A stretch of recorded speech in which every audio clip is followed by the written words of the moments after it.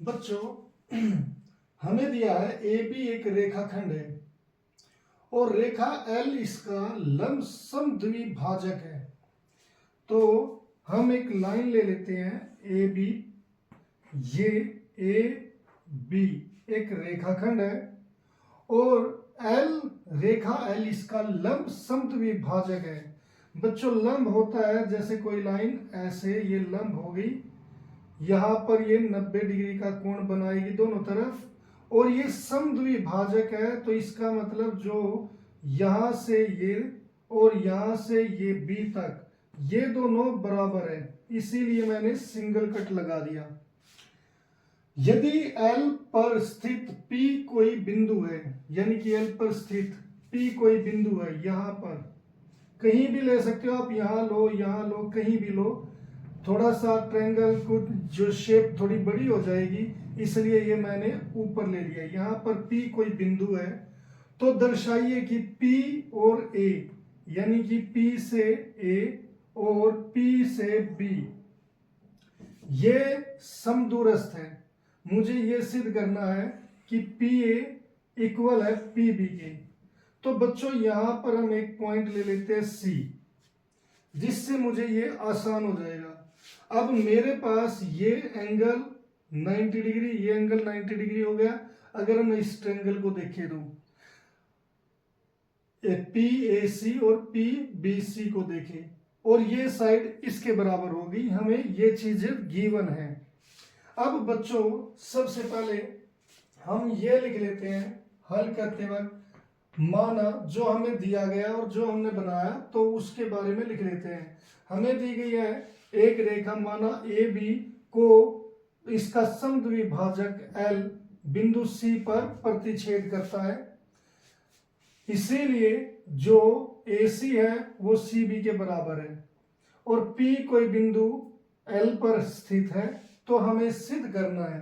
तो यहां पर हम लिखेंगे कुछ बड़ी आसान सी लैंग्वेज में, जो भी आपकी अच्छा ठीक सा लगता है, बस इंफॉर्मेशन पूरी होनी चाहिए, उस तरीके से लिख देना कि माना रेखा ए बी को रेखा वो इसका समद्विभाजक, इसका लंब समद्विभाजक, ये दोनों वर्ड आने चाहिए बच्चों, लंब समद्विभाजक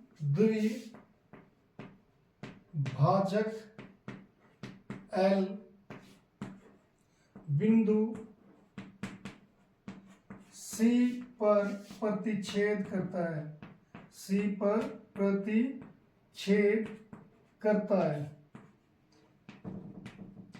लंब समद्विभाजक, क्योंकि बच्चों लंब से 90 डिग्री का कोण और समद्विभाजक से AC बराबर है BC के, करता है, ये प्रतिच्छेद करता है। और P इस पर कोई बिंदु है, P रेखा L पर कोई बिंदु है, इसीलिए बच्चों जो हम पहले ये लिख लेते हैं APCA और PCB, ये क्या हो जाएंगे, इसीलिए, और हमें सिद्ध करना, पहले ये लिख लेते हैं, सिद्ध करना है, सिद्ध करना है, यहां पर बिंदु है, सिद्ध क्या करना बच्चों, PA इक्वल टू PB, ये सिद्ध करना है।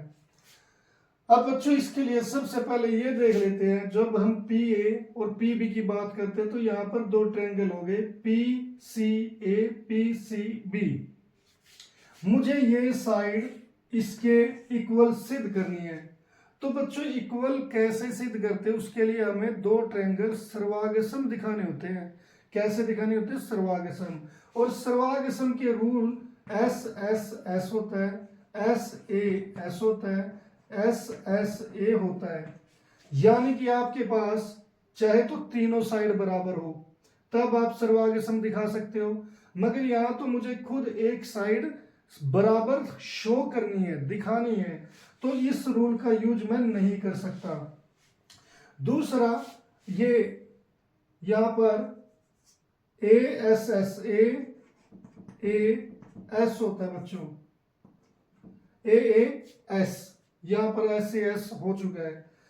अब दूसरी चीज ये होगी कि अगर मैं एस एस की बात करूं तो एक साइड फिर एंगल फिर साइड ये बराबर दिखाना है, इसको हम देखेंगे। अगर मैं इसकी बात करूं ए एस की, इसमें दो एंगल बराबर दिखाने होंगे। यहां पर बच्चों इस त्रिभुज में और इस त्रिभुज में यहां पर ये एंगल तो बराबर है, मगर दूसरा एंगल ना तो यहां पर मुझे कोई मिला है ना ही यहां पर कोई मिला है, तो इसीलिए ये भी रूल नहीं अप्लाई होगा। तो रूल ये अप्लाई होगा, और वो कैसे अप्लाई होगा बच्चों, एक साइड फिर एंगल फिर साइड मुझे ये बराबर दिखानी है। अब एक साइड बच्चों क्या है, ए सी किसके बराबर होगी, सी बी के, क्योंकि ये गिवन है।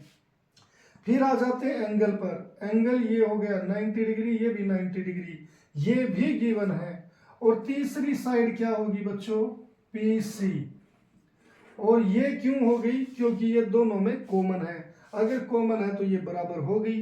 तो इस तरीके से हम इन दोनों को सर्वांगसम दिखा देंगे, और जो पी ए इक्वल हो जाएगा पी बी के। तो यहां पर मुझे ये सिद्ध करना है।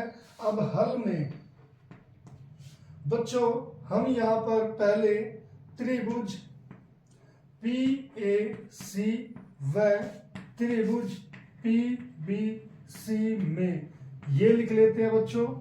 अब यहां पर ए सी किसके बराबर है, सी बी के, आप लिख दो बी सी।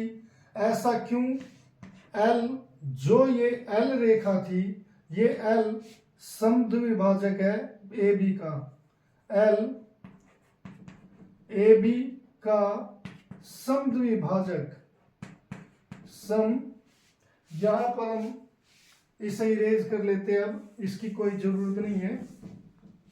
यहां पर समद्विभाजक है। दूसरा बच्चों, कोण पी ए सी किसके बराबर है, oh sorry P C A, P A C नहीं होगा बच्चों, यहां पर पी सी ए, ये कोण होगा, इसका नाम होगा पी सी ए या ए सी पी, आप कोई भी नाम दो, मगर जो सी है वो आएगा बीच में। ऐसे ही पी सी बी, ये कोण पी सी बी ये बराबर होगा कितने के, 90 डिग्री के दोनों।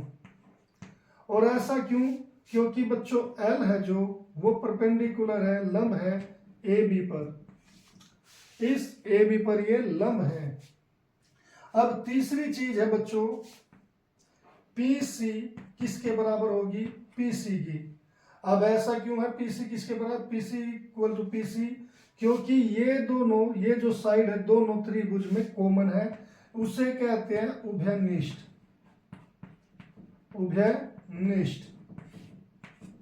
अब बच्चों ये उभयनिष्ठ है, तो इसीलिए जो त्रिभुज पी सी ए सर्वांगसम है त्रिभुज पी सी बी की।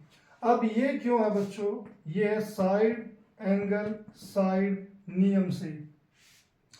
अब जब अगर मान लो कोई दो त्रिभुज बच्चों, जैसे ये पहला और ये दूसरा त्रिभुज सर्वांगसम है, तो इनके संगत भुजाएं, इनके संगत कोण ये भी बराबर होते हैं। तो ये कोण तो इसके बराबर हो गया, ये कोण बच्चों इसके बराबर हो जाएगा, ये कोण इसके बराबर हो जाएगा, और संगत भुजाएं ये इसके बराबर है, ये दोनों में कॉमन है, तो ये जो तीसरी भुजा बची है ये आपस में बराबर हो जाएगी। इसीलिए हम लिखेंगे P A equal to P B, और किस नियम से, C P C T. C P C T का मतलब है बच्चों corresponding parts of congruent triangle. इसमें यानी कि मैं जो हिंदी में बोल रहा हूं कि सर्वांगसम त्रिभुजों के संगत भुजाएं, संगत भाग, सर्वागसम त्रिभुजों के संगत भाग बराबर होते हैं। ये चीज लिखी है मैंने शॉर्टकट में।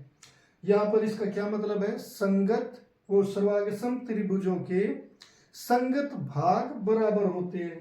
तो इतनी बड़ी लाइन को मैंने क्या लिख दिया, सीपीसीटी। तो इसमें घबराने की कोई बात नहीं है। तो इस तरीके से हमने ये प्रूव कर दिया P A equal to P B.